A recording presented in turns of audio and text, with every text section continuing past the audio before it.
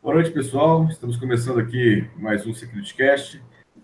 Hoje com o tema de hardware hacking e temos um convidado especial, o Júlio Della Flora, que está com a gente aqui hoje. E aí, pessoal, beleza? Opa. Tudo bem, Bem? gente? Boa noite para todo mundo aí.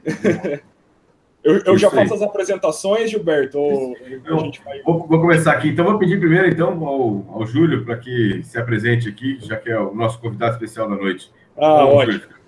Obrigado. Então, gente, meu nome é Júlio Della Flora, assim como o Gilberto estava falando, eu sou daqui de Londrina, eu sou professor, sou coordenador de alguns cursos de pós-graduação aqui de Londrina, professor universitário aqui de Londrina, ministro alguns treinamentos, alguns cursos, também faço algumas consultorias na área de segurança da informação, e eu sou entusiasta em hardware hacking, eu gosto bastante da parte de eletrônica, eu gosto bastante dessa mistura entre programação, dispositivos embarcados, Internet of Things e outras coisas, né? Então, o pessoal daqui do SecurityCast me chamou para que a gente pudesse fazer esse hangout hoje, falar um pouquinho sobre hardware hacking, como funciona, quais são as primeiras etapas, o que a gente pode fazer para começar a entrar nessa área aí, para começar a aprender um pouquinho sobre essa área. Beleza? Pô, legal. Obrigado aí por ter aceito o nosso convite, Júlio. Né? A gente vai ouvindo aí, batendo um papo aí durante a noite. Tem as perguntas também. Lembrando o pessoal que lá no nosso canal do YouTube, você pode fazer perguntas para a gente. Estamos lá já com a parte de bate-papo aberta lá no nosso canal do YouTube lá para isso. Então, vamos lá. Vou passar a palavra ao Alcion para se apresentar também. Boa noite, Alcion. Boa noite, galera. Meu nome é Alcion Júnior, sou professor universitário, pentester. Como sempre, aí, estamos contribuindo nessa área de segurança aí, falar hoje um pouquinho sobre a parte de hardware hacking, ter um pouco de conhecimento, mas tem alguns brinquedos legais aí que a gente acaba usando, né? Sou tipo o script kid, né, nessa parte de hardware hacking, mas acho bem interessante. A gente trouxe o nosso amigo aí, Júlio, para falar um pouquinho sobre o assunto e vamos passar a palavra aí para o Martinelli. Pessoal, boa noite, tudo bom? Meu nome é Gustavo Martinelli, eu sou advogado, especialista em direito digital, estou aqui no SecurityCast para trazer sempre aquela opinião jurídica para vocês, e é um prazer, Júlio, estar falando com você aqui de um tema tão interessante, cara, como esse que a gente vai ter agora para tratar. Tá bom? Boa noite lá e vamos embora.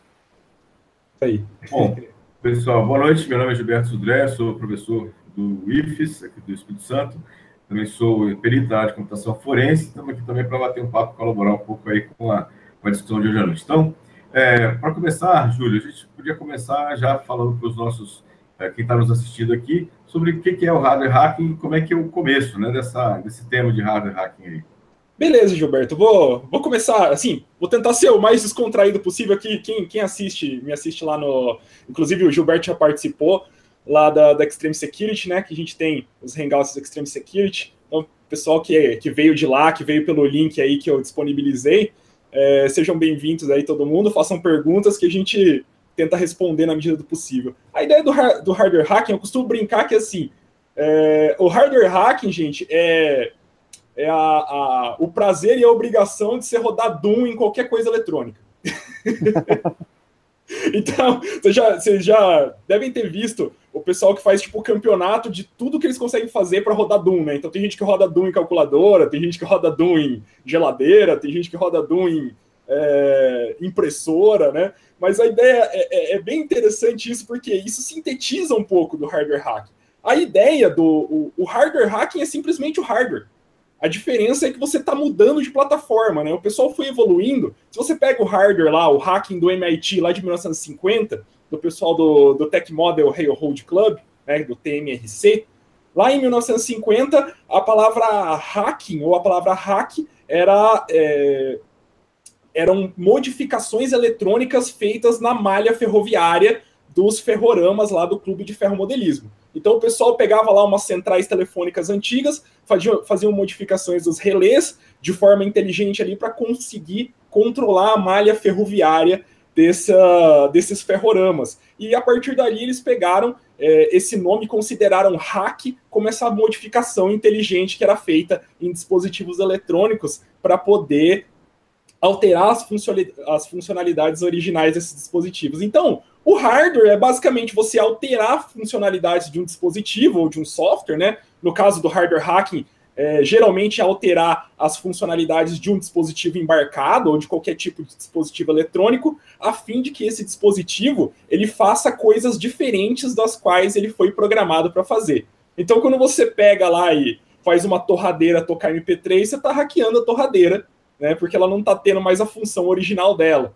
Então, quando você pega lá por exemplo, um dongle de TV digital e usa esse dongle de TV digital junto com um software ou, enfim, com outro aparato de interfaces para fazer esse dongle de TV digital captar ondas que ele não deveria captar, ou ondas do espectro eletromagnético lá, VHF, UHF, frequência da polícia, bombeiro, ambulância, frequência da aeronáutica, entre outras frequências. Quando você faz isso, você está hackeando o aparelho, está dando um uso diferente para o aparelho do que ele geralmente deveria ter. Aí a gente tem uma boa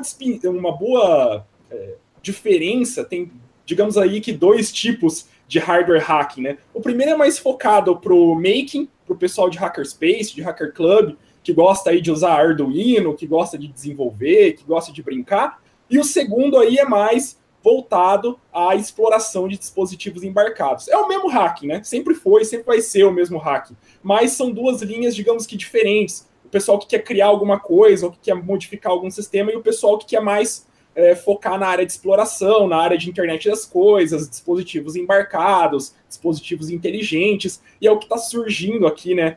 Nos últimos anos, nos últimos meses, é o que está surgindo. São dispositivos inteligentes que, pelo seu processo de desenvolvimento, eles acabam saindo com muitas falhas, né? Acabam não tendo um processo de desenvolvimento muito maduro.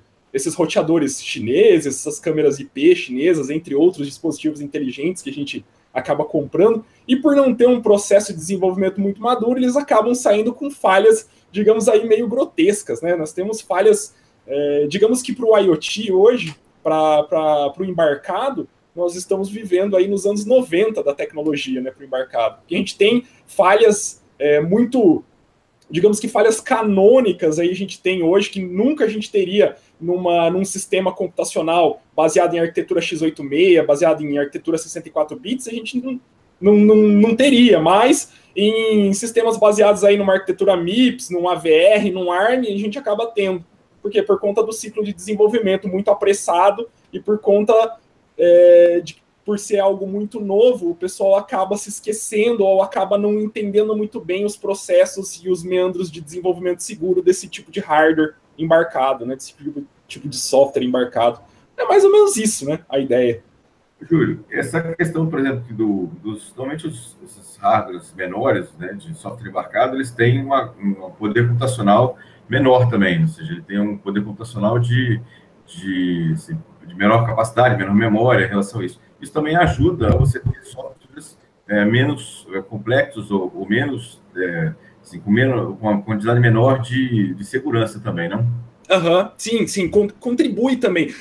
Aí a gente leva por 2 lados.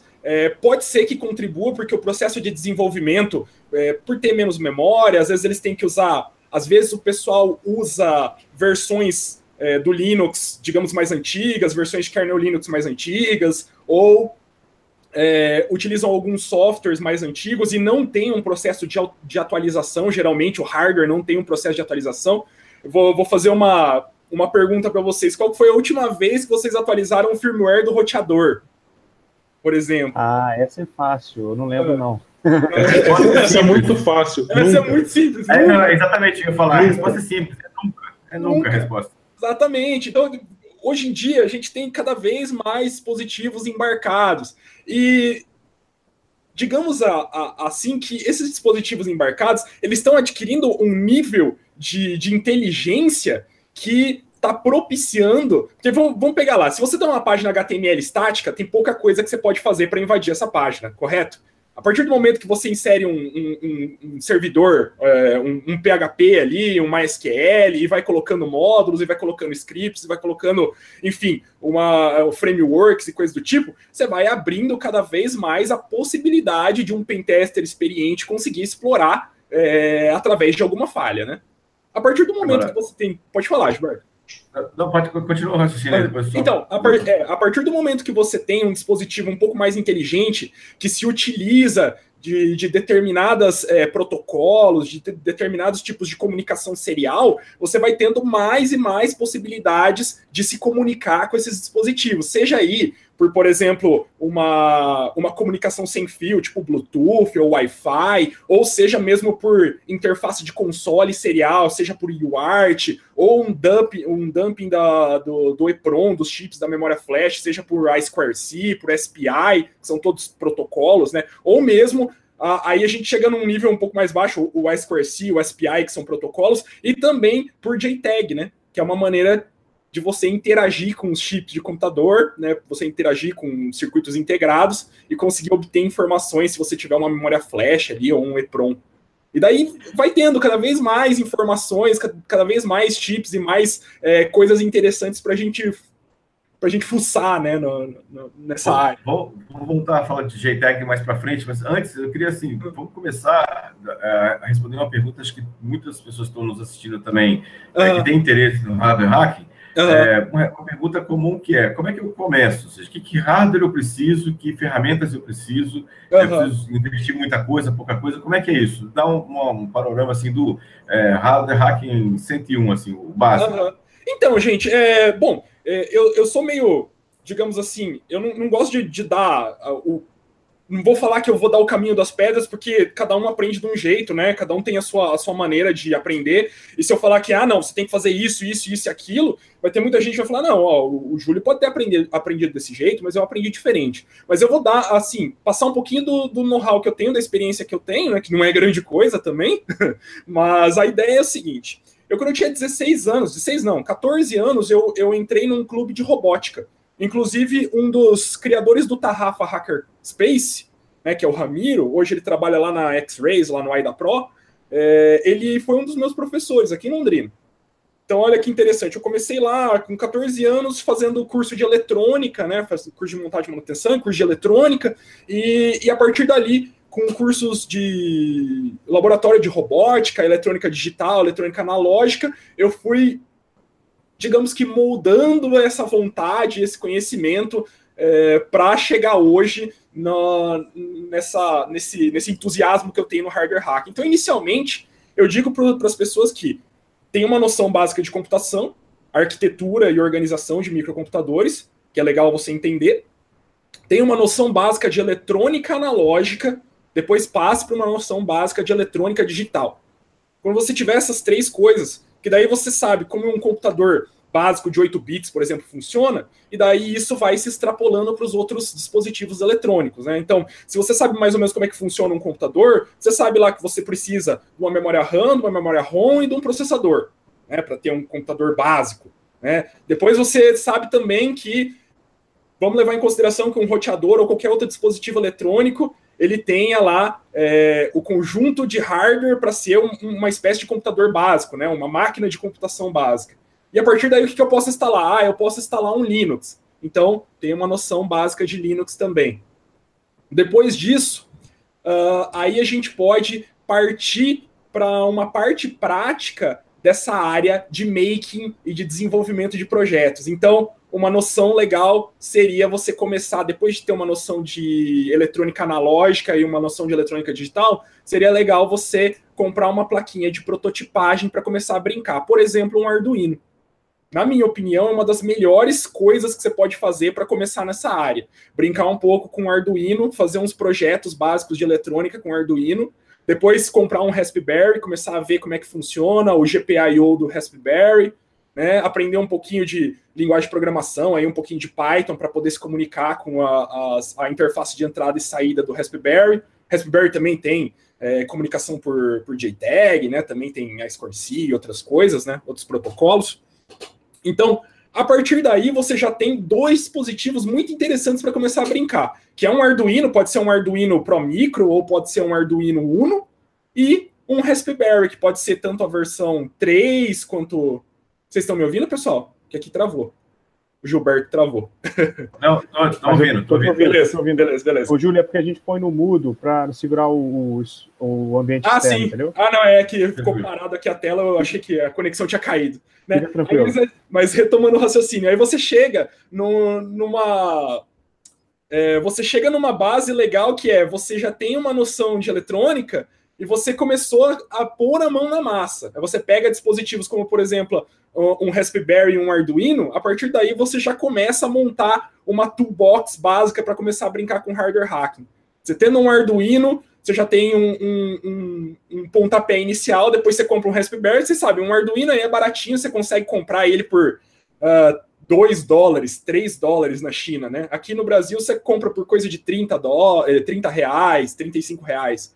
Um Raspberry, pelo menos o modelo mais básico, o Raspberry, o Zero, né? O Zero W, ele tá, se não me engano, tem lojas aí que vendem ele por coisa de R$70 aqui. Se você quiser um Raspberry um pouco mais potente, né? O Raspberry Pi 3, hoje, né? A última versão do Raspberry Pi 3, aí você vai pagar mais ou menos uns R$350. Mas, para começar, tendo um Raspberry Zero W, né? Que tem a versão com wireless, que você paga $5 em tese, já seriam 2 dispositivos bem interessantes e muito baratos para ter na sua toolbox e começar a brincar.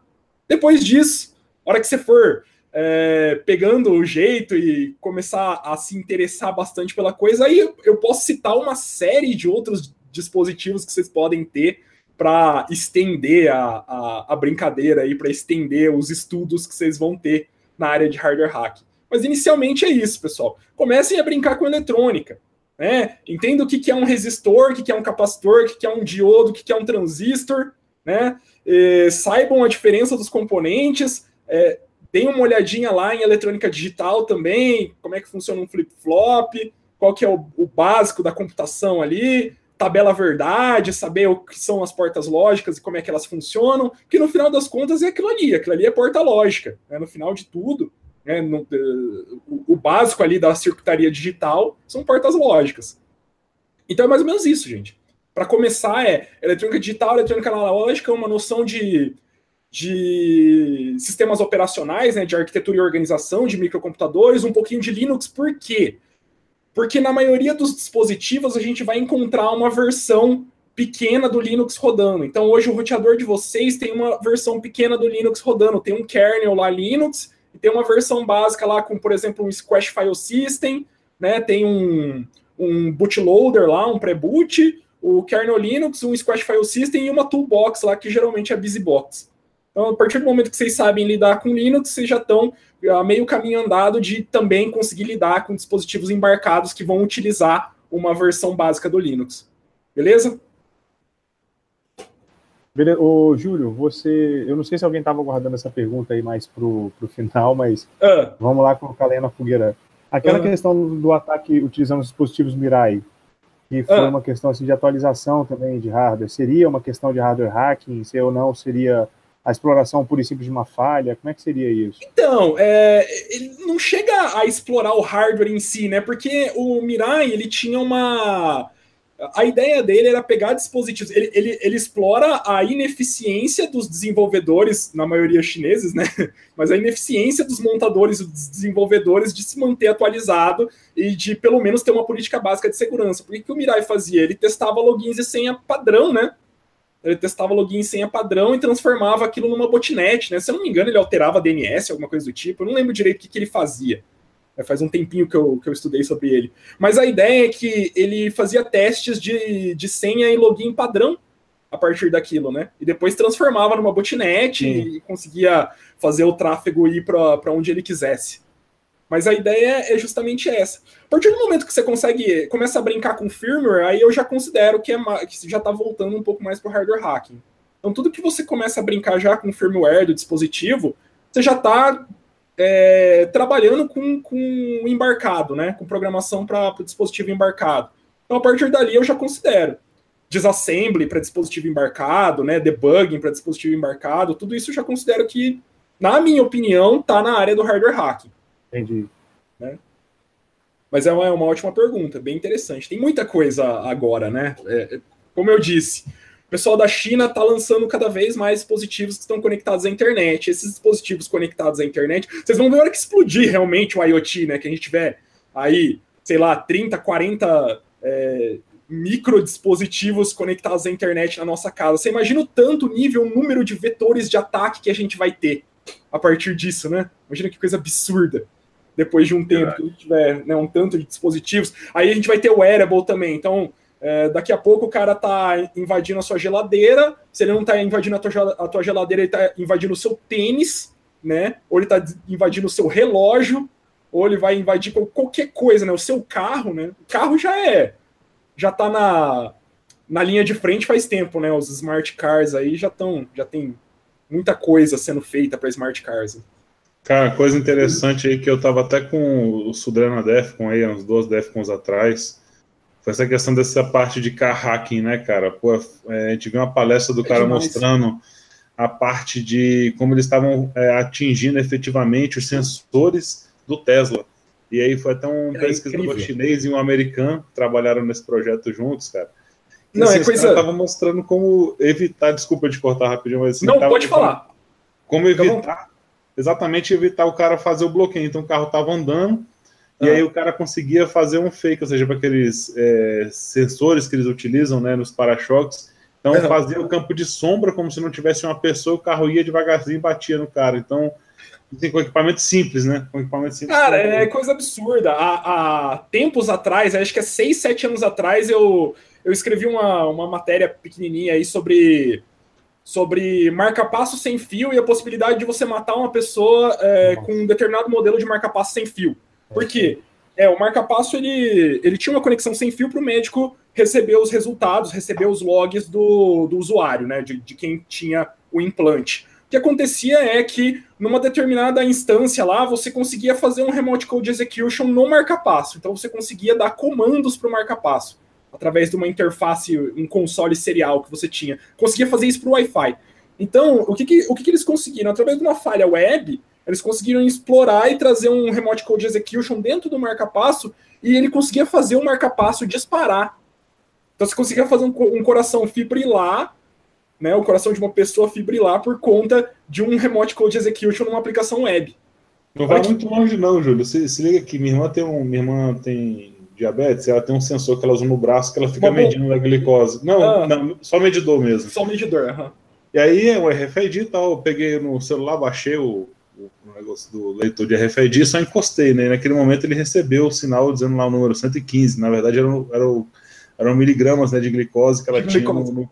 Então, assim, já consegue leitura. Imagina o que você pode fazer exatamente na bomba que você está comentando. A pessoa que usa aquela bombinha que tem um medidor, que você também vê, você pode também fazer o contrário, injetar ou evitar ou fazer um fake. Com certeza. Cara, teve um cara, inclusive, o Barnaby Jack, não sei se vocês lembram do Barnaby Jack, da Defcon, né, o que, inclusive, que faleceu, né, faleceu em 2014, né, o Barnaby Jack... Foi suspeito, né, ele ia fazer uma palestra na Black Hat e era exatamente sobre isso, Gilberto, que ele ia fazer. Ele estava pesquisando sobre bombas de insulina, injetores de insulina automatizados, e ele tinha conseguido lá uma execução de código remoto, porque o Barnaby Jack, em 2010 ou 2011, foi ele que começou o lance do jackpot, né, de ATM.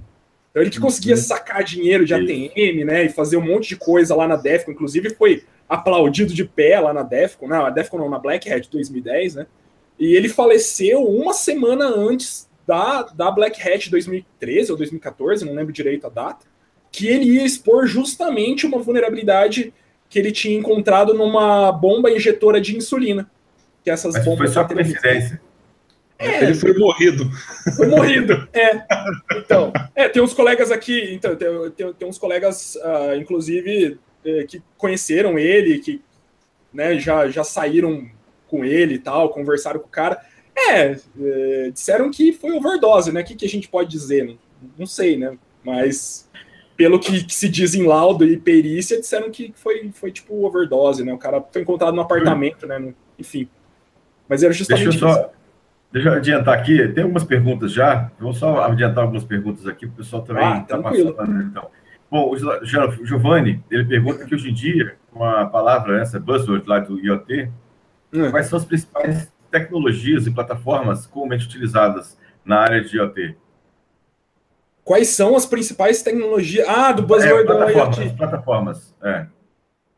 Tá, eu tenho que entender direito qual que é o lance da plataforma, o que ele quer dizer com plataforma utilizada. A questão, eu entendi a questão de processadores ou sistemas. Sim, as principais plataformas, por exemplo, a arquitetura do microprocessador que é utilizado. Hoje a gente utiliza muito, tem 3 coisas interessantes. Para roteadores, por exemplo, você sempre utilizou e utiliza MIPS, a arquitetura MIPS. Então são chips baseados na arquitetura MIPS. Né, o MIPS, se vocês são da época aí, jogavam videogame na época, se não me engano, o MIPS era do Nintendo 64, né? O Nintendo 64 tinha um processador MIPS. Hoje em dia a gente utiliza roteadores, na maioria das vezes, baseados na arquitetura MIPS, que é uma arquitetura um pouco mais simples, né? Outra coisa, a arquitetura ARM, que daí já começa a ficar complicado, né? O ARM, se alguém aí já teve o desprazer de estudar sobre ARM, não é uma arquitetura tão simples, tão fácil de se dominar. Mas nós temos aí muitos dispositivos que têm processadores baseados em arquitetura ARM, e também temos alguma coisa baseada em AVR. O legal do AVR é porque muito dispositivo IoT pode ser baseado em AVR, que é a arquitetura a qual o Arduino é baseado. Então, os microcontroladores da ATmega, né, da ATmel, os ATmega, eles são baseados numa arquitetura chamada de AVR. Essa arquitetura AVR, inclusive, ela é baseada na arquitetura Harvard, não na arquitetura Von Neumann, que a gente está acostumado. Então, é completamente diferente. A questão de registradores, a questão de como mover, de como acumular, de como mostrar, é completamente diferente. O armazenamento de dados para o armazenamento do software, do código, é feito em locais diferentes do chip. Então, por exemplo, num AVR você não consegue fazer buffer overflow. É uma coisa muito notável, assim. Então você não tem exploração. Quer dizer, até então não existe exploração de buffer overflow no AVR, né? Uma exploração sólida de buffer overflow no AVR. Justamente porque a arquitetura dele é baseada na arquitetura Harvard e não na Von Neumann. Completamente diferente. Então, temos aí essas três. O AVR, o ARM e o MIPS, e a MIPS. Então são essas 3 plataformas. E o Linux, né? Baseado daí. Aí temos Linux para ARM, Linux para MIPS. O Air, ele pergunta, tem interesse em saber a respeito de pendrives com dispositivos de reconhecimento digital. Basicamente, ele falou que sempre rola ataques de IoT para esses dispositivos. Eu não sei exatamente o que você está imaginando aí. Explicar aqui um pouco melhor, né, sobre a pergunta. Dispositivos de reconhecimento de leitor digital de biometria, digamos assim? Se for isso, né? Se puder responder um pouco isso. Para leitor biométrico. Gente, uma coisa assim, é muito difícil a gente acompanhar tudo que acontece na área do hardware hack. Porque imagina, você tem lá diversos dispositivos, você tem centenas de milhares de dispositivos sendo lançados todo ano, né? Todo mês ou todo ano. Sabe que a China é absurda, né? O tanto de dispositivo que eles lançam, né? Eles lançam coisa aí, todo dia tem milhares de dispositivos novos. Então é meio difícil a gente acompanhar todos os hacks de todas as plataformas e de todos os dispositivos, né? Então é meio complicado, mas eu não tenho nenhum exemplo para citar dessa área de leitor digital. Mas é óbvio que se você tem um console serial para acessar aquele leitor, se você tem uma interface para JTAG, para UART, para SquareC ou para SPI, qualquer tipo de interface, você consegue acessar, você consegue muitas vezes manipular o firmware daquele embarcado e você consegue alterar o firmware daquele embarcado. Então, no final das contas, não importa se for um leitor digital, se for um token, ou se for, enfim, um roteador, ou se for uma câmera IP, tudo que tem ali um protocolo de comunicação serial, você vai conseguir acessar e você vai conseguir conversar com ele como se fosse qualquer outro dispositivo genérico. Né? Legal. Júlio, deixa eu só... Desculpa. Tranquilo, vai lá. Tem uma pergunta aqui, até de um ex-integrante aqui do Security Cache, o Giovanni Zanotto, aí questionando, se já existe algum IoT utilizando exclusivamente o ESP8266. Você já sabe se existe? Cara, o ESP8266, né? Até, inclusive, mandar um abraço aí pro Zanol aí, cara. O bicho tá sumido da galera. Então, o que eu vejo muito é que os dispositivos, o ESP8266, ele é um dispositivo largamente utilizado para a internet das coisas. Ele inclusive, foi feito com esse objetivo, né? A ideia dele foi ser um dispositivo para IoT, para a internet das coisas, para embarcado. Eu não consigo citar nenhum deles que tenha isso, mas geralmente eles têm a mesma microprogramação, né, o mesmo processador, enfim, o mesmo microcontrolador. É comum a gente pegar, às vezes, um dispositivo, abrir e reconhecer aquele dispositivo. Falar assim, tá usando um ESP, né? Ou, olha, tá usando tal chip, né? Isso aqui, esse controlador USB, tá usando um FT232 aqui para fazer a interface entre o USB e o serial. Então a gente costuma reconhecer, né? Mas é muito mais de você pegar as coisas que você tenha na sua casa e abrir para ver se tem. Geralmente a gente encontra esse tipo de dispositivo sendo usado, por exemplo, em dispositivos IoT do Quick Start. O pessoal está começando, fazendo protótipo, então eles utilizam esses dispositivos, por exemplo, o ESP, e alguns usos comerciais também ocorrem. Eu não consigo citar nenhum uso comercial, né? Nenhuma empresa me vem à mente que utiliza especificamente o ESP8266 ou o ESP32, né? Mas não é uma coisa incomum de acontecer, não. Então, como eu falei, são dispositivos largamente utilizados. Pode falar. Efetivamente, o controle é um módulo Wi-Fi, não é isso? Eu tenho um aqui, peraí. Deixa eu pegar aqui para vocês. Vamos tirar as coisas aqui. Ele serve mais para utilizar em sistemas que tipo, efetivamente? Cara, o ESP, ele vou fazer uma elucidação básica aí. Ele é um Arduino com esteroides, cara. É basicamente um Arduino. É isso aqui, isso aqui é um Node MCU. O ESP, ele é essa partezinha aqui, Eu tenho só o ESP aqui para mostrar para vocês, o ESP8266. Então isso aqui, a placa inteira chama Node MCU, que ela já tem ali a possibilidade de você conectar direto com USB, ela já tem a interface serial para USB, para você poder se conectar. Então isso aqui inteiro chama Node MCU. O ESP é só essa pecinha. Peraí que eu tenho que começar o laboratório de Dexter. Tirar as coisas aqui. Mas eu já mostro. É legal porque daí pelo menos eu mostro a parte prática, né? Isso aqui é um ESP8266, só para vocês terem uma noção. É isso daqui, o tamanho do brinquedo. E o custo dele é baixo? Nossa, cara, é R$15. Caraca, é muito barato. Isso aqui é incrível, porque ele tem, assim, 1000 vezes mais memória que o Arduino, a capacidade de processamento dele é, 80 vezes maior do que o Arduino, ele já tem Wi-Fi integrado, ele já tem vários módulos de comunicação integrados, sabe? Bem baratinho, né? É bem barato, é a evolução do Arduino isso aqui. E se você não quer pegar só o ESP8266 para utilizar no seu embarcado, você pode simplesmente comprar o Node MCU, que daí ele já vem com uma interface USB, né, para serial, e você programa ele em C da mesma maneira, com a mesma ideia do Arduino. Então você só precisa de algumas bibliotecas e tal, distanciar, chamar algumas bibliotecas, mas você programa do mesmo jeito. Olha a diferença de tamanho. Na última Latinoamérica, eu comprei três Node MCU, custou acho que $7 lá. Então, é uma coisa absurda, assim, é muito barato. É muito barato. É mais barato, inclusive, que o Arduino. Apesar de ter maior velocidade que o Arduino, né? Apesar de ser mais veloz, mais rápido, ter mais memória que o Arduino, ter recursos que o Arduino não tem, ele é, inclusive, mais barato que o Arduino. Hoje, com um Node MCU, você compra com R$30, R$35. É um Node MCU hoje no Mercado Livre. Ou em qualquer lojinha, aí você pega um Node MCU. Deixa eu ver aqui uma colocação. O Felipe, Espósito, né? Falou que quanto mais code, maior a probabilidade de falha e complexidade do projeto. É verdade. Quanto mais código, mais... exatamente.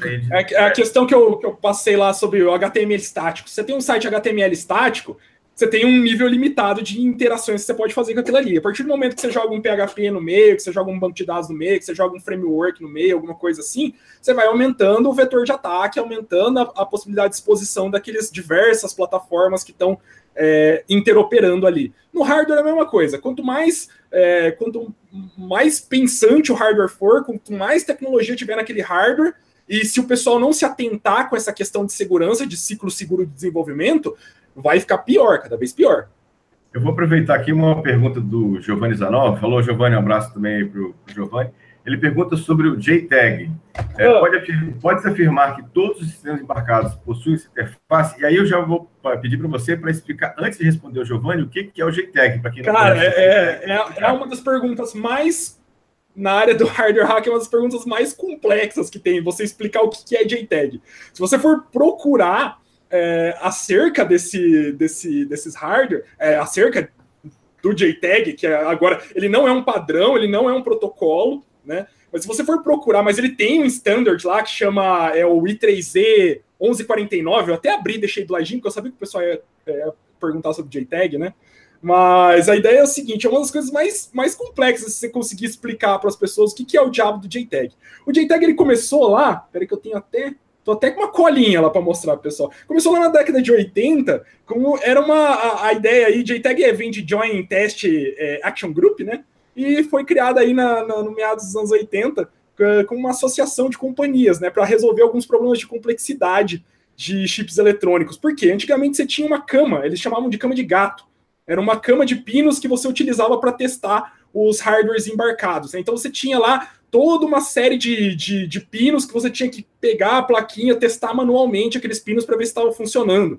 Se o microprocessador estava funcionando, se todos os capacitores ali estavam no lugar, estava tudo funcionando, se faltava algum dispositivo, se faltava algum componente eletrônico. E daí o que acontece? O JTAG ele veio para tentar elucidar esse problema que os desenvolvedores de hardware, de circuitos, de chips eletrônicos tinham. Porque eles não conseguiam testar, eles não conseguiam debugar, eles não conseguiam desassemblar aquilo ali. Então, uma definição boa de JTAG, inclusive estou usando o IoT Hackers Handbook aqui, o JTAG ele não é um padrão, ele não é um standard, ele não é um protocolo, ele é simplesmente uma maneira de você testar chips diferentes presentes dentro de um dispositivo e poder debugar esses chips. Então, o JTAG ele usa uma técnica que é chamada de Boundary Scan, né? E essa técnica aí, ela possibilita que os desenvolvedores eles consigam testar e diagnosticar PCBs embarcadas, né? PCBs já montadas com uma maior eficiência, né? Do que o jeito tradicional, que era utilizando essa cama de pregos, que eles chamavam. Então, é mais ou menos isso. JTAG é um pouco complicado de mostrar, mas vamos tentar definir de uma maneira bem tosca, bem rústica o lance do JTAG. É uma maneira que você tem para se comunicar diretamente com o chip. E daí você utiliza uma interface que pode ser, por exemplo, um Bus Pirate, pode ser um GoodFET 42, pode ser um DeShikra, ou enfim, tem várias outras interfaces que você pode utilizar para fazer JTAG. E ali também você precisa de um software que tenha um banco de dados que identifique os chips que você está tentando se comunicar e que saiba conversar com esse chip. Porque o fato de ter um JTAG, de você ter essa maneira de se comunicar, não é um padrão. Cada montadora ela tem os seus próprios comandos e ela tem essa própria maneira de fazer o boundary scan e se comunicar. Entretanto, você tem aí esse consórcio que eles fizeram, digamos aí que eles fizeram esse pseudo-padrão, aí, essa maneira de se comunicar, para que fique mais fácil de testar os chips. Você pode usar um software, por exemplo, o OpenOCD. É um software chamado OpenOCD, onde você liga ele junto com o Bus Pirate e você consegue se comunicar com determinados chips, não com todos, mas ele tem uma boa biblioteca de circuitos integrados ali para você poder se comunicar. Óbvio que o chip precisa ter, né, o dispositivo, o microcontrolador, ele precisa ter a capacidade de se comunicar por JTAG. Júlio, deixa eu só te interromper só um pouquinho. Explica o que é o Bus Pirate também, que algumas pessoas também não... Beleza. Então, o Bus Pirate é o seguinte... entrando aí na parte de... Eu tenho um PDF aqui, um PowerPoint, se vocês quiserem, eu posso até compartilhar aqui para mostrar para vocês. Mas eu vou compartilhar aqui para mostrar, fica mais fácil. Ó, gente, isso aqui é o Bus Pirate, ó. Estão conseguindo ver aí? Deixa eu dar um full screen aqui. Beleza. Isso aqui é um Bus Pirate. A ideia do Bus Pirate, assim como está escrito aí, ele é um tipo de hardware hacking universal, né? De tool universal para hacking. O que ele faz? Ele consegue aí, é uma espécie de interface universal que serve para você se comunicar por barramentos de comunicação. Entre os protocolos, aí, entre as comunicações que ele suporta, aí ele suporta comunicações chamadas de OneWire, o I2C, que é o I2C, o SPI, que são maneiras de se comunicar de maneira serial, né? Também o JTAG, que é o que a gente estava falando até agora, o UART, que é o Universal Asynchronous, não lembro o R, mas é Transmission. Mas a ideia é o quê? O UART é o console, né? O console serial que você tem em alguns dispositivos, por exemplo, roteadores. E aí você consegue também PC Keyboard, você consegue MIDI, consegue alguns LCDs, então, e barramentos genéricos aí, tanto de 2 fios quanto 3 fios. Então a ideia do BusPart é o seguinte: é uma placa que você vai utilizar para se comunicar, e ela consegue se comunicar por diversas maneiras diferentes com hardware. Então é uma espécie de placa mestre aí que você tem para conseguir se comunicar com dispositivos embarcados. É um pouco difícil de explicar assim na mão, sem ter exemplos práticos, sem mostrar aqui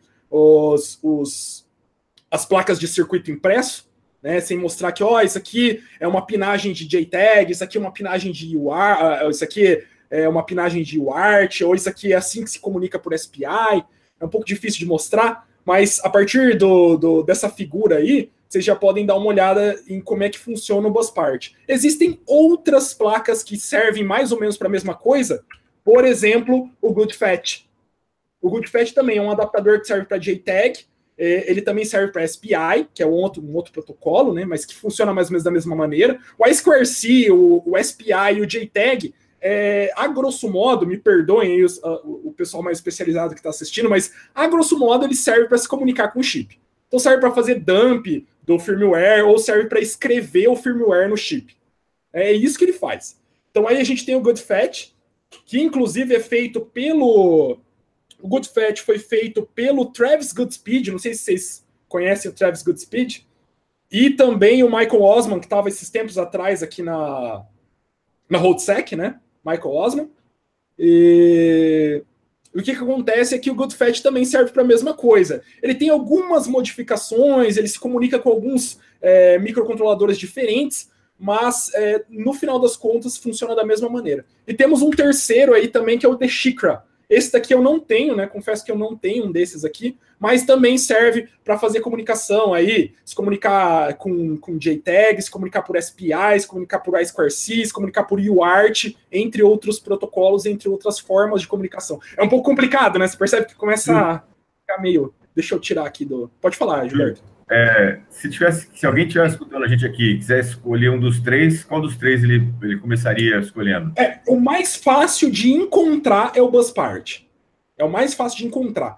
Um BusPart hoje na China, você vai pagar $30 nele. $32. Inclusive tem lojas aqui no Brasil que vendem o BusPart, ele custa em média R$150. Não é um investimento tão grande. O que acontece é que o BusPart, ele é um pouquinho, digamos assim, ele não é tão user-friendly quanto poderia ser. Eu tenho um GoodFET 42 aqui, ele é bem mais user-friendly que o BusPart. Mas nada que perder uma semaninha aí estudando e brincando com a plaquinha, nada que você não consiga se inteirar. O GoodFET é assim, ele se comunica por serial com o computador, então você espeta ele. Eu tenho um aqui também, vou mostrar para vocês. Então, ó, isso aqui é o GoodFET. Percebam que as plaquinhas todas são muito pequenas, né? Isso aqui é o GoodFET. Ou GoodFET não, isso aqui é o BusPart. E a ideia do BusPart é a seguinte: você pluga ele no USBzinho que tem aqui, e ele tem esses pinos de saída aqui. E esses pinos, dependendo de qual a comunicação que você for fazer, você escolhe certos pinos. Então, ó, se eu quero uma comunicação aí que eu vou utilizar, por exemplo, um MISO e um MOSI, aí seria para SPI, aí eu utilizo os 2 últimos pinos aqui embaixo, né? Enfim, se eu quiser o UART, eu vou usar os pinos de transmissão e recepção. Aí você tem que estudar um pouquinho sobre protocolos de comunicação. A chave é a seguinte: estudem JTAG, I2C, UART e SPI. São essas quatro palavras-chave aí para vocês começarem a entender o hardware hacking. A ideia gira mais ou menos em torno desses protocolos, dessas maneiras de comunicação. Então, aqui dentro você conecta na USB do seu computador, e daí você usa lá, se você tiver no Linux, você usa um comando screen, ou se você tiver no Windows, você usa um PuTTY, né? E você se comunica com a porta USB que ele está conectado. Do mesmo jeito que o Arduino se comunica, por exemplo. Nós temos mais ou menos o mesmo... Não é o mesmo chip, mas mais ou menos a mesma comunicação. Então, a partir daí, dentro desse bus part, ele vai ter uma interface de console. E essa interface de console, você vai se comunicando com ele e você vai setando o que você quer fazer com ele, você vai setando as opções que você quer. Se você quer se comunicar via serial console por UART, tem lá a opção serial console, UART, aí você seta lá qual é a tensão que você quer, 3.3 volts de tensão, aí você seta qual que é o RX, qual que é o TX, e daí você consegue se comunicar com ele. Tem vários outros dispositivos legais para a gente ter aqui, posso mostrar diversos outros para vocês aqui, mas quando se trata de hardware hacking, o BusPart é um dos hardwares que ele vai conter a maior parte de tools para comunicação no menor preço. Então, se eu puder citar aí, tenha um Raspberry, um Arduino e um BusPart. Até agora são esses três. Tá mutado, Gilberto, pode falar. Legal. Alcion ou Gustavo, querem comentar alguma coisa? Cara, eu tenho uma pergunta de uma parada que me intriga muito, sabe, assim, essa questão da utilização desses cartões e tags de pulso, né, com o pessoal de RFID. Cara, isso é incrível. A questão de clonagem, eu já vi, tem vários métodos e, enfim, e dispositivos que fazem esse tipo de clonagem. Eu queria que você falasse um pouquinho pra gente aí, cara, da tua experiência, o que você já conseguiu fazer em teste, né? Como teste em casa, a gente sabe. Sim. Mas a gente tá advogado no grupo, fica tranquilo, tá? Beleza. Não vou falar nada que me incrimine. Não é uma área que eu... perguntar essa área depois também. O que foi, Gustavo? Não ouvi, não entendi. Já tô indo perguntar sobre isso também daqui a pouco. Pode falar aí. Com certeza. Inclusive, eu tenho aqui, eu até separei pra gente discutir. Essa semana saiu uma brincadeira com o RFID aí. Deixa eu até ver a brincadeira aqui, que eu tinha até separado pra gente. Aqui, ó. Hackers criaram uma chave mestra que vai desbloquear ou que desbloqueia milhões de quartos de hotel através de dispositivos de interface de fechadura inteligente por RFID. Então, isso aqui é a matéria que saiu dia 25 de abril de 2018, aqui no thehackernews.com. Cara, o que eu posso falar para vocês acerca dessa tecnologia? Tem um hardware bem interessante para essa tecnologia. Vou compartilhar de novo a tela aqui para vocês darem uma olhada. É esse hardware aqui, ó. Dá para ver aí? Tá piscando o negócio? Tá meio estranho? Aí, foi. Agora foi. Beleza. Estão vendo isso aqui que eu tô passando o mouse? Isso aqui é chamado de Proxmark. Proxmark 3.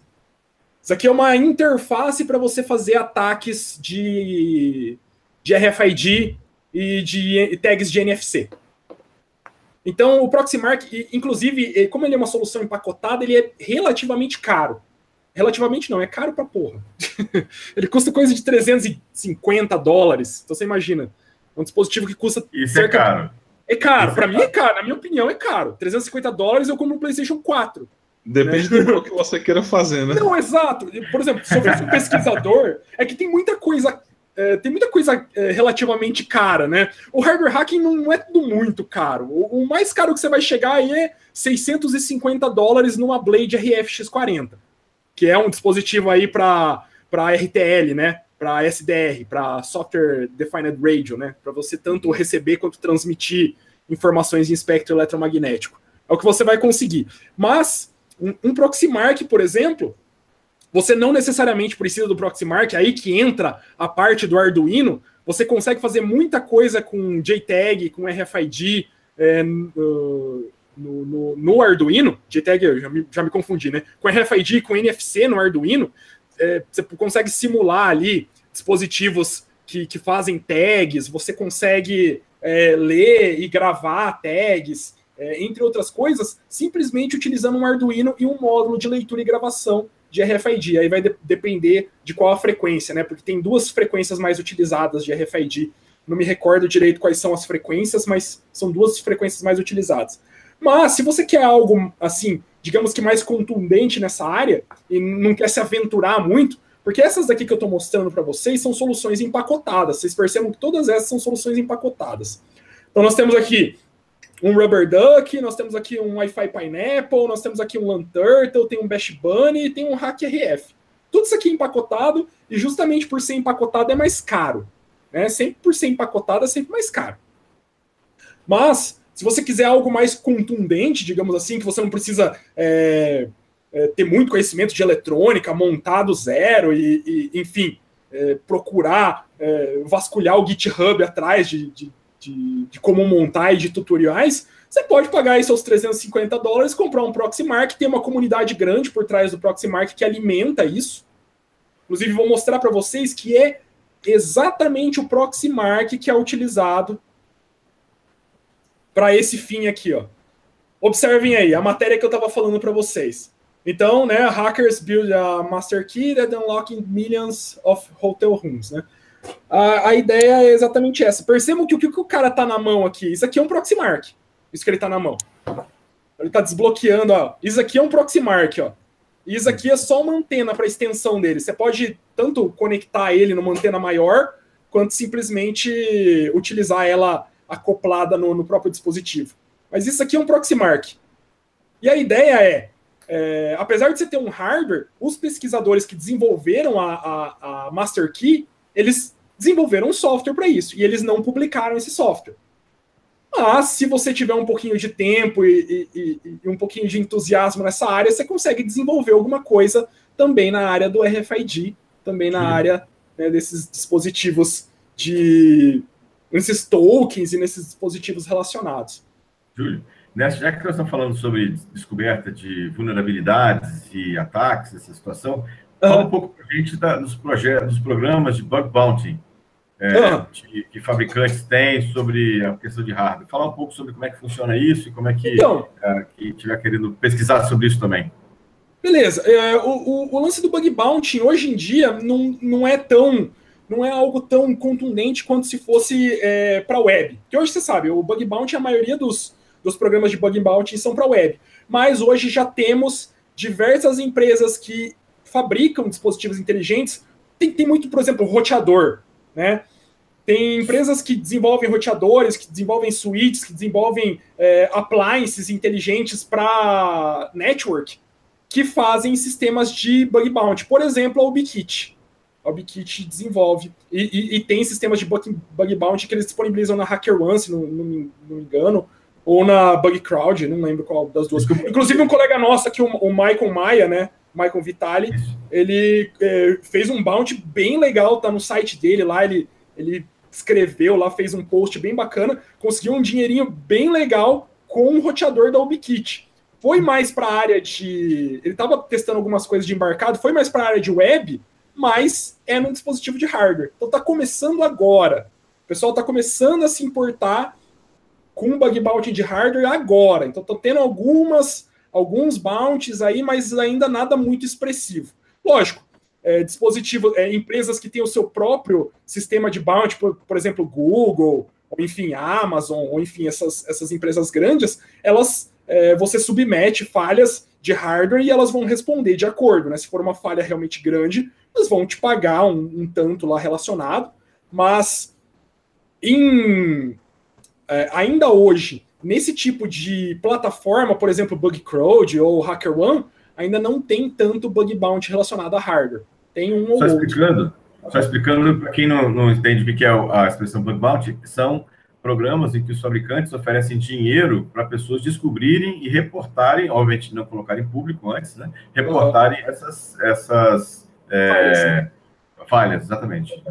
Sim, exatamente. Aí o Daniel aqui mandou o RFID tem duas frequências, né? É a 135 kHz ou a 13.56 MHz. Valeu, Daniel. Um abraço pro pessoal do LLH lá, que é um grupo do WhatsApp, que a gente tem lá, o pessoal de forense, né? O Gilberto deve estar lá também. Então, um abraço pro pessoal lá.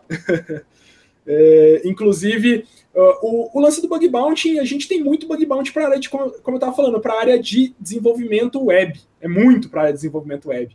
É comum a gente ter bug bounty para web. Mas temos aí alguns bug bounties para hardware, um pouco tímidos por enquanto, mas a tendência é que eles aumentem. Inclusive, agora para a era que a gente está entrando de wearables e de internet das coisas, né? Então, provavelmente, a gente vai ter mais bounties relacionados a isso. Alcion e Gustavo, querem comentar alguma coisa, alguma pergunta? Na verdade, Júlio, eu queria ver com você se alguém já analisou, ou você já tiveram algum relato de algum fabricante, embora tenha esses programas como vocês estão descrevendo aí, em que ele questiona que o hardware dele, que o firmware foi violado, há uma violação, de repente, de direito autoral, ou alguém já houve algum processo, alguma representação policial nesse sentido? Você já ouviu falar de algum fabricante reclamar de se sentir violado pelo o analista, ou cracker, ou hacker, ele entender o funcionamento, às vezes até decodificar o código para trazer possivelmente um fonte ali, né? Sim, isso acontece o tempo todo com consoles, com videogame. O tempo todo. Então, assim, a Sony processa o tempo todo o pessoal que mexe com firmware, que tenta...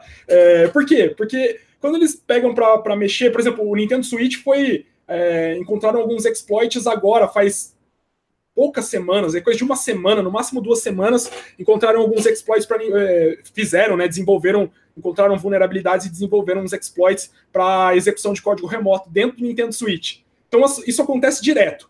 Tanto que o pessoal que mexe nessa área, eu não lembro se vocês pegaram a época do George Hoots lá, que desbloqueou tanto o iPhone quanto o PlayStation 3, né, ajudou no desbloqueio do PlayStation 3, o GeoRoot. O GeoRoot mesmo ele foi processado pela Sony, se não me engano. Depois foi contratado pelo Facebook, né? Mas ele foi inicialmente processado pela Sony por quebrar o software de proteção do PlayStation 3 e por conseguir rodar homebrews no PlayStation 3. Então foi exatamente isso que aconteceu. Isso acontece muito em videogames, inclusive a partir da 6ª, 7ª geração para cá, porque os videogames começaram a ter conexão com a internet. E isso acontece há muito tempo já nessa área de consoles. Por exemplo, PlayStation 2, como é que desbloqueava? Você colocava um chipzinho lá no PlayStation 2, ele fazia o bypass para poder ler CDs que não eram originais, CDs falsificados. Isso acontece há muito tempo. E as empresas elas têm a tendência de não gostar desse tipo de hacking, porque isso afeta diretamente a questão monetária delas. Por exemplo, a Sony ela perde milhões de dólares todo ano com a questão de hacking, né? Com a questão de desbloqueio de console. Mas eles têm a tendência de não alardear muito esse tipo de processo. Então, muita questão começado muito com a questão do freaking, né? Dos orelhões, antigamente, que o pessoal fazia, né? Deve ser o boom ali, o início mesmo dessa parte de hardware hacking. Né? Uma coisa é a seguinte, né? Para o cara te processar, primeiro ele tem que te encontrar. Então, geralmente, o pessoal que é desses clubes de homebrew, desses clubes de hacking mais black hat para a área de desbloqueio de console e tal, eles não têm a tendência de se mostrar. Então eles têm lá, geralmente o cara posta o pseudônimo dele, é difícil o cara realmente se mostrar, porque ele sabe que a empresa, por trás daquele dispositivo, ela tem uma tendência a processar o pessoal que não vai a favor, né, das políticas e dos regulamentos dessa empresa. O que aconteceu? Por exemplo, o iPhone mesmo. O iPhone ele tinha essa questão. Ele tinha uma cláusula contratual que o cara não podia rodar o iPhone como root, se não me engano, alguma coisa do tipo. Ou rodar homebrews, ou rodar software fora da Apple Store há um tempo atrás. Agora, daí depois foram revisados esses contratos e foi modificada essa cláusula. Então, hoje, rootar o iPhone, né, desbloquear o iPhone, fazer o jailbreak, né, o chamado jailbreak do iPhone, é permitido, contratualmente permitido, mas antigamente não era. Então, observe, né?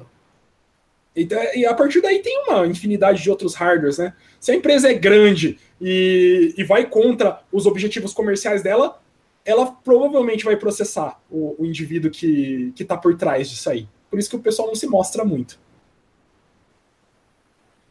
Legal. Bom, a gente já está chegando no final aqui. Queria deixar, não sei se o Martinelli quer comentar alguma coisa, o Alcione também mais alguma questão. Temos muitas perguntas aqui, mas acho que não vai dar tempo da gente responder a todas. Né? Agradeço aí o pessoal que participou aí com a gente do cast. Convido, né, já para a gente continuar esse bate-papo aqui, que é bem interessante sobre hardware hacking, lá no nosso grupo, lá no Telegram, né, no SecurityCast também. Passar a palavra, não sei se o Alcione quer comentar alguma coisa, o Gustavo também. Não, eu acho que a gente já pode ir fechando aí, encerrando e deixar a discussão lá pro canal mesmo, deixar o Júlio lá ficar até 3, 4 da manhã com os malucos lá. Então, pessoal, eu tô meio sumido porque fiquei muito feliz, inclusive o pessoal da You Shot the Sheriff aceitou uma palestra minha agora, né, nessa próxima edição da You Shot the Sheriff, eu tô muito feliz, então eu tô meio sumido porque... obrigado. Então eu tô meio sumido porque eu tô desenvolvendo a palestra, né, mas assim que eu tiver um tempinho eu volto pro Telegram, eu volto pro Facebook, eu volto pro WhatsApp e a gente vai conversando. Bom, então como é de praxe aqui, primeiro vamos fazer uma rodada aqui de eventos de segurança que aconteceram nas semanas que antecederam a gente aqui do nosso SecurityCast. Começar com o Alcion aí. O Alcion quer destacar alguma coisa que você viu de interessante aí na área de segurança? Bom, nem tão por acaso, né, na questão de se falar de hardware hacking, mas até divulguei, fiz um massivo aí de uma informação que rodou bastante na internet esses dias. Foi um cara que conseguiu fazer um spoofing de redes, né, de celular, utilizando apenas 2 equipamentos, né, um USB e o VGA adaptador, ou seja, aquele adaptadorzinho USB. Era isso aí, né? mesmo que eu ia falar, você tirou da minha boca. Então, eu só vou deixar a introdução, eu vou deixar você falando. Já não, mas pode falar, fica à vontade, assim, pode falar, cara, imagina. Então, o cara conseguiu criar uma rede, né, de GSM, utilizando um adaptador GSM ligado nessa rede do VGA para USB. Mas, enfim, a questão da técnica toda aí, o mais interessante, né, a técnica você pode até comentar melhor, mas o que eu achei mais interessante é a questão do low cost, né, ou seja, do baixo custo que tem para implementar algumas ideias. E até deixar aí para você, na hora que você comentar, se você já conseguiu implementar alguma coisa dessa diferente, né, usando alguns módulos, conseguir implementar uma ideia que você teve, enfim, né, que você já apresentou. Assim, eu faço bastante brincadeira aqui em casa com coisa eletrônica. Inclusive, tipo, hoje mesmo eu comprei uma dessas raquetes aqui de matar mosquito. Você pode pensar, puta que pariu, velho, o que você tá fazendo com uma raquete de matar mosquito?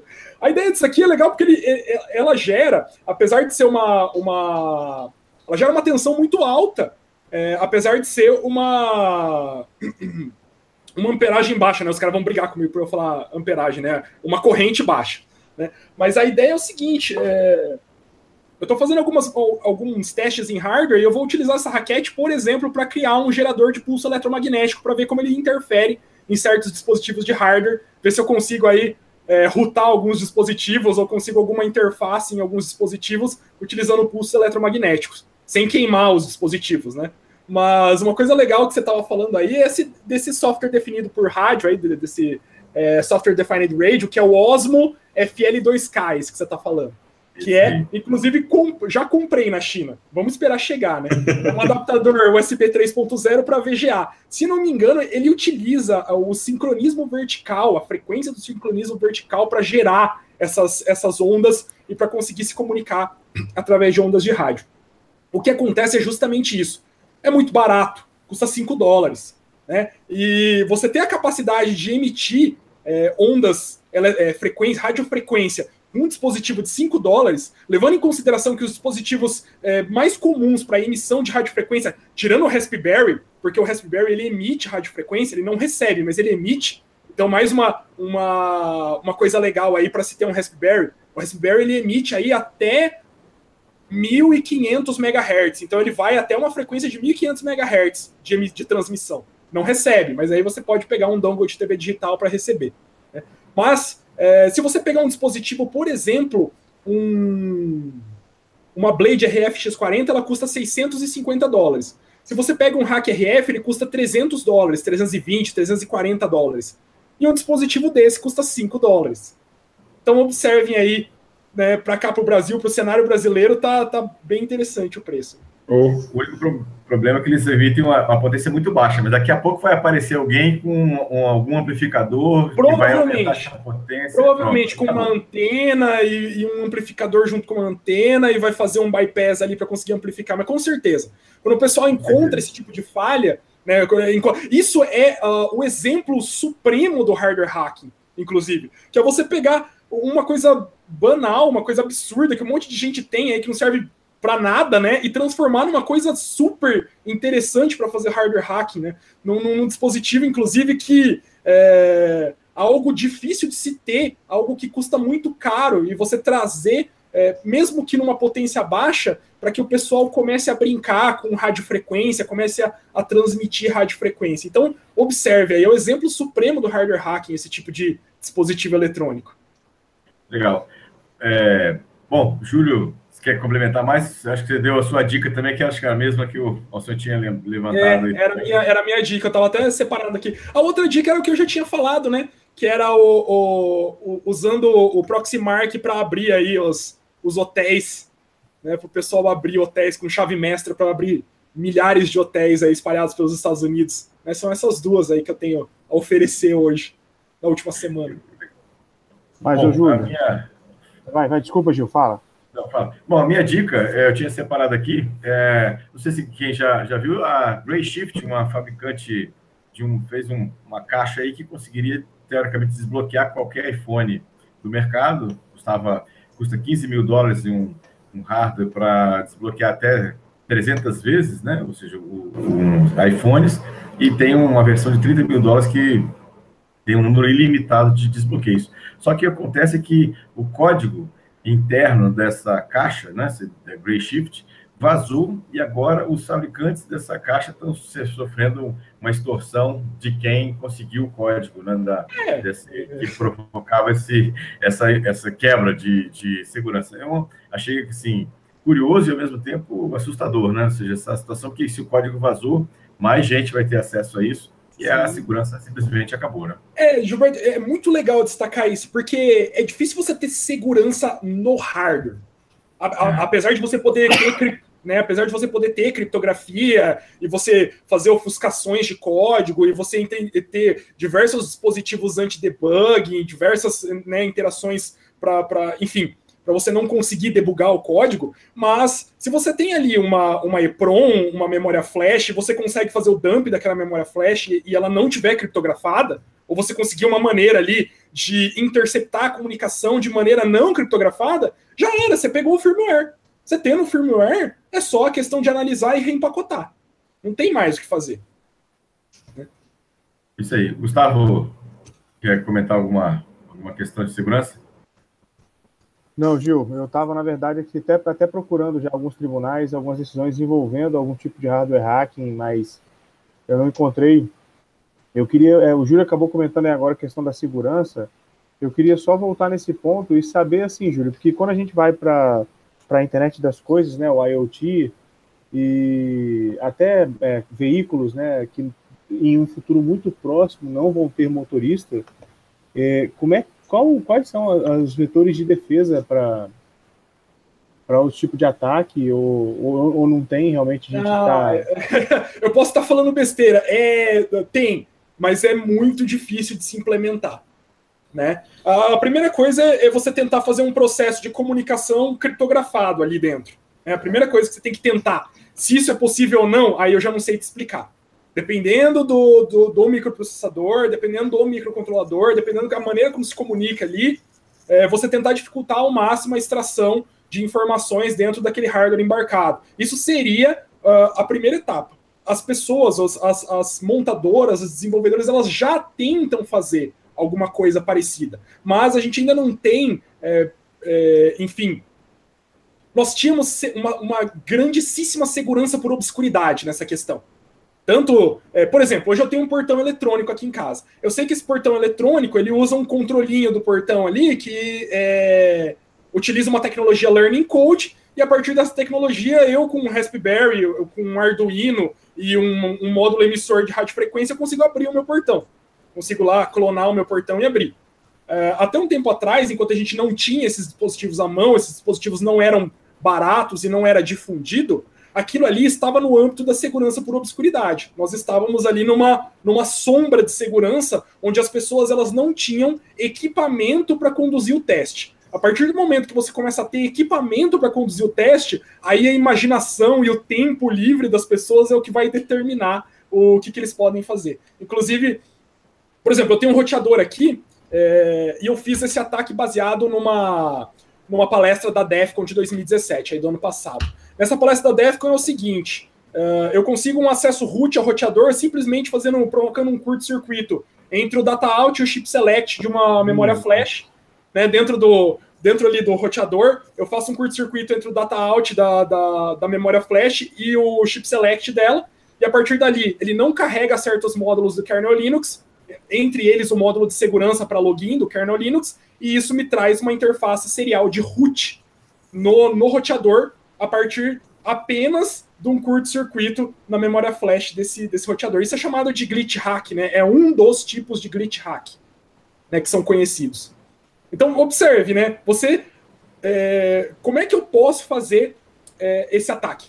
Inicialmente, eu preciso ter um adaptador serial para USB. Isso é baratíssimo hoje em dia. Você compra um adaptador serial para USB, padrão aí com chip RS232, por exemplo, por R$15. Você compra, né? Um adaptador desse daqui, ó. Aqui. Isso aqui é o seguinte. Os dispositivos que trabalham por interface serial, né, que você consegue comunicar por interface serial, que é chamado de UART, né, que é o que eu falei, Universal Asynchronous Serial Transmission. Lembrei agora, eu sou péssimo com siglas. Mas a maioria dos roteadores tem essa transmissão, né, eles conseguem se comunicar, que é o console serial do roteador. É o que você faz é a última barreira que você tem para tentar desbricar um roteador quando você ferra com ele. Né? Então, a partir desse momento que você tem esse console serial no roteador, você começa ali a cutucar os pinos e tentar fazer modificações daquilo, e tentar fazer dump e ver o que o console serial está trazendo. Então, se a gente tem essa noção de que você tem um console serial e que ele traz informações, né, de erro, de in, out e erro, né, através de um console tipo um TTY da vida, a partir disso, tendo um hardwarezinho barato e tendo a noção inicial de como funciona o UART, o SPI, ou a I2C, aí, a partir daí, é só a imaginação e o tempo livre, o tempo disponível para fazer a pesquisa. Pesquisa de segurança, né? Sim. Então é isso. Legal. Vou agora passando para os nossos momentos finais, os agradecimentos aí de pedidas. Passar a palavra aí ao Júlio, nosso convidado, para suas despedidas finais, depois para cada um dos nossos amigos que fazem parte do SecurityCast. Então, Júlio, a palavra com você.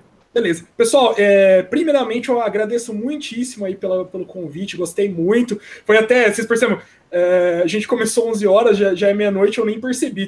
Tenho mais 2 horas aí para falar, se fosse necessário, eu conseguiria falar aí mais 2 horas sobre o assunto, né? Mas me convidem aí para uma oportunidade futura para a gente fazer um parte 2 de hardware hacking, que eu vou ficar muito feliz. Eu vou ficar muito feliz. Agradeço muito ao pessoal que está aí, apesar de amanhã ser feriado, né? O pessoal que deixou de beber com os amigos para assistir a palestra, para assistir o Hangout, né? Espero que ainda sobre um tempinho para vocês poderem aí acordar bem mal amanhã. Então, aproveitem o feriado aí. Muito obrigado pro pessoal que está acompanhando até agora, meia-noite 17, né? E, gente, se precisarem de mim aí, adicionem no Facebook, né? Podem conversar comigo no Telegram, no WhatsApp, no Facebook. Tô meio sumidão, como eu falei, por causa da palestra que eu tô desenvolvendo. Tem a minha pós também. Acabei de lançar o modelo EAD da pós, inclusive Gilberto tá convidado como professor, né, Gilberto? Vai ser um dos professores lá. Então, isso aí. Né, então, muito obrigado aí, pessoal. Então, podem prosseguir com os agradecimentos aí. Bom, Alcion, passar a palavra para o Alcion. Bom, galera, agradecer a todo mundo aí que ficou com a gente até esse horário aí. Como o Júlio bem falou, né? Podia estar todo mundo bebendo, mas a gente agradece muito ao Sobré por marcar nessa data, porque parece que ele não bebe, né? Véspera de beber.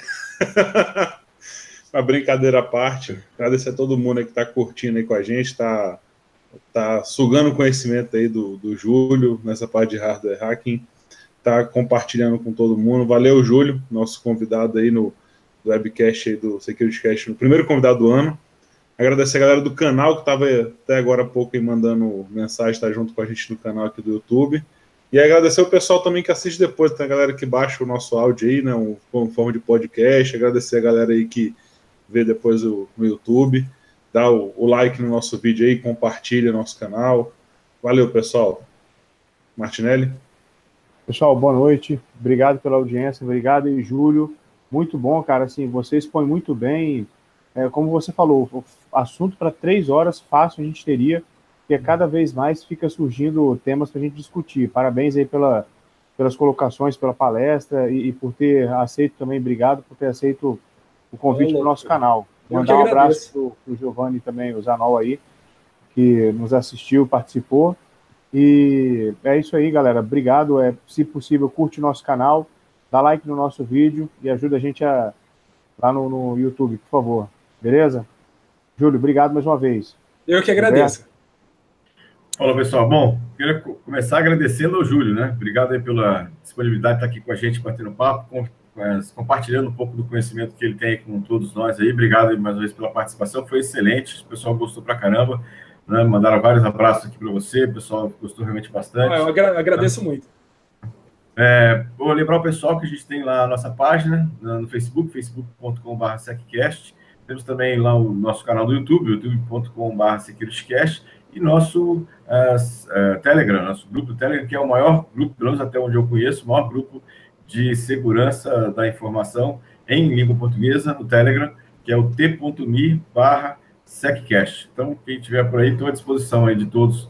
Aí, obrigado mais uma vez pela audiência, quem está nos assistindo, e quem também vai nos assistir depois com o cast gravado. Um abraço a todos. Ficamos aí à disposição até o próximo, daqui a 15 dias, mais um Security Cast. Um abraço, pessoal. Boa noite. Boa noite, pessoal. Boa noite. Obrigado. Um abraço, galera.